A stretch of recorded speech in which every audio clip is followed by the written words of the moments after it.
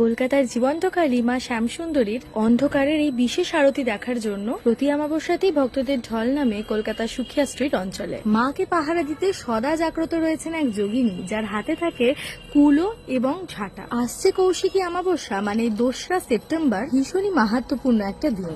এই দিন তোমরা মাকে কুলো, পান আর হলুদ সহযোগে পুজো দিতে পারো। কথায় বলে কুলো শুভতার প্রতীক। মা কুলোর হাওয়া দিয়ে প্রত্যেকটা সন্তানের দুঃখ, কষ্ট, অভাব, অভিযোগকে দূর করে দেয়। তাই ভক্তরা পুজো দেওয়া কুলো বাড়ির সদর দরজায় টাঙিয়ে রাখলে তাদের যাত্রা সর্বদা শুভ হয়। প্রথমে না আমিও শুনেছিলাম যে বছরে যদি 28টা শনিবার মায়ের মুখ দর্শন করা হয় তাহলে সমস্ত গ্রহদোষ কেটে যায় এবং সকল মনোবাঞ্ছা পূর্ণ হয়। প্রথম হিসেব করতাম কটা শনিবার হলো, কিন্তু বিশ্বাস করো এখন মায়ের মন্দিরে যাওয়াটা একটা নেশার মতো হয়ে গেছে। আসলে এই কোমল স্নিগ্ধ মুখটা দেখলে সমস্ত হিসেবই যেন গুলিয়ে যায়। আর হ্যাঁ, মন্দিরে গেলে কিন্তু প্রসাদ খেয়ে আসার চেষ্টা করো, কারণ তোমরা প্রসাদ খেলে মাও বড় খুশি হয়।